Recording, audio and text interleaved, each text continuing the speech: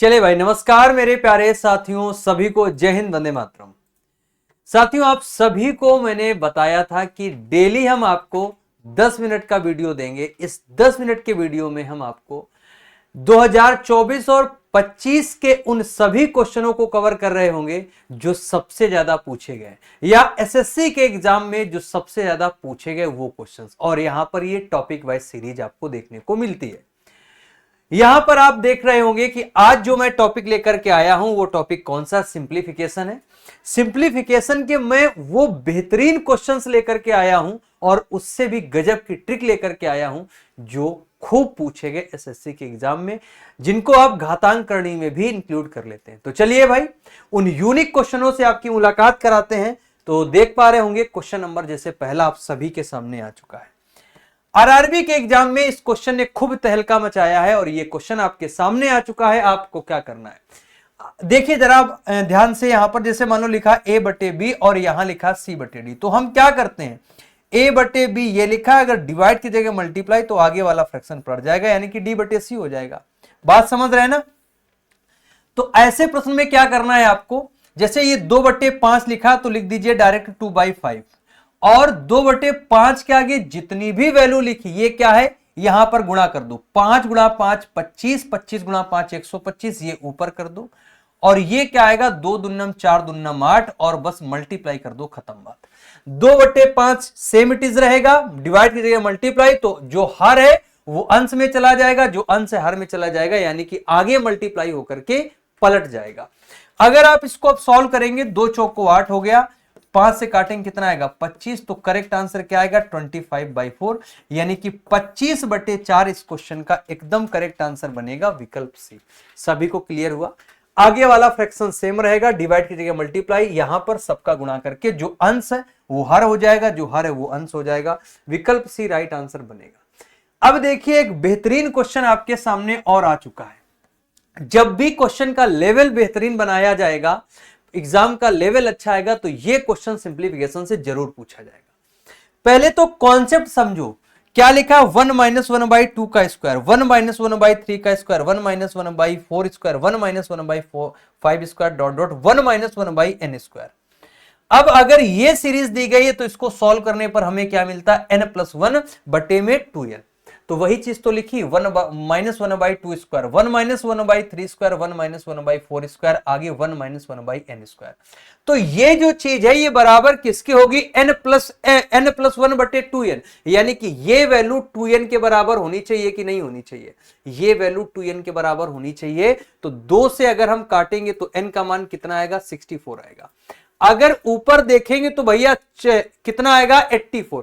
अरे भैया 2 से काटने पर कितना आएगा, 84 आएगा। तो ऊपर 84 प्लस 1 85/84 गुणा 62, यानी कि n की वैल्यू क्या निकल के आई, 84। सभी को क्लियर हुआ, समझ आया? गजब की ट्रिक है कि नहीं है? अगर ट्रिक पसंद आया करे तो सभी लोग जोरदार तरीके से सेशन को लाइक और शेयर जरूर कर दिया करो, क्योंकि हम वो क्वेश्चंस ढूंढ करके लाते हैं एक लंबे रिसर्च के बाद, जिनसे आपको बहुत ज्यादा फायदा होने वाला है। मेरा प्रयास रहता है कि आपको आने वाले अपकमिंग एग्जाम्स में क्वेश्चन यहीं से देखने को मिले। तो चलिए भाई, अब हम बात करते हैं अगले क्वेश्चन की, और अगला यहां पर जो लॉजिक आपके सामने आने वाला है एकदम बेहतरीन वाला। कह रहा 1 + 2 + 3 + डॉट डॉट, इस तरीके से दिखाई दे रहा होगा। तो जरा ध्यान से समझिएगा भैया, अगर यहां पर प्रारंभ से याद रखना 1 से स्टार्ट है, 1 से स्टार्ट है क्रमागत। कह रहा सबका योग बताओ, सबका योग बताओ, तो कुछ नहीं करना, जो लास्ट वाला नंबर लिखा है बस उसका आधा कर दो। लास्ट वाला जो नंबर लिखा है उसका आधा कर देंगे, और अगर आधा करके उसको 2 बार लिख दो, 10 का आधा कितना होता है 5, एक बार और लिख दो, बात खत्म। लास्ट वाले नंबर का आधा करके एक बार और लिख देंगे। इसी प्रकार से अगला क्वेश्चन, बस ये याद रखना कि 1 से स्टार्ट हो, यानी कि शुरुआत से वो सीरीज चल रही हो, 1 2 3 लास्ट डॉट डॉट कहां तक, 100 तक। तो अब हमें क्या करना है, 100 का आधा करना है। 100 का आधा कितना होता है, आप बोलेंगे 50 होता है, तो बस 50 एक बार और लिख दो, 50 50, विकल्प सी हमारा करेक्ट आंसर बन जाएगा। अगर मान लीजिए इसी प्रकार से लिखा 1 + 2 + 3 डॉट डॉट कहां तक, तो आप कहेंगे 1000 तक। तो अब आपको क्या करना है, 1000 का आधा कर देना है, तो कितना हो जाएगा, आप कहेंगे 1000 का आधा 500 होता है, यानी कि 502 बार लिखा होना चाहिए, 502 बार लिखा होना चाहिए, विकल्प ए राइट आंसर। क्लियर हुआ जाके? तो ये भी एक बेहतरीन लॉजिक आपके सामने जो है वो मैंने आपको समझाया है। अगला प्रश्न आपके सामने आ चुका है और भैया खूब क्वेश्चन इस पे भी बनते हैं, बहुत गौर से समझना इसको।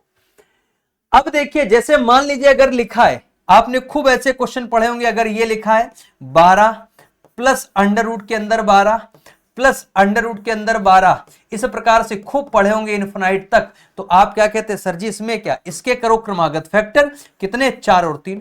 अब अगर बीच में प्लस लगा है तो बड़ा वाला नंबर, तो इसका आंसर क्या आएगा, आप कहेंगे सर जी 4 आ जाएगा। हम भी कहेंगे यार बात तो सही है, लेकिन समस्या ये है कि यहां पर क्या लिखा है, 3 लिखा है, यहां पर क्या लिखा है, 3 लिखा है। ये क्यूब रूट नहीं भैया, ध्यान देना, ये ध्यान देना, क्यूब रूट नहीं है, ये क्यूब रूट नहीं मेरे मित्र, ये क्यूब रूट नहीं, ये 3 आगे है, ये 3 कहां है, ऐसे लिखा है ना, ये 3 ऐसे लिखा है, ये 3 ऐसे लिखा है।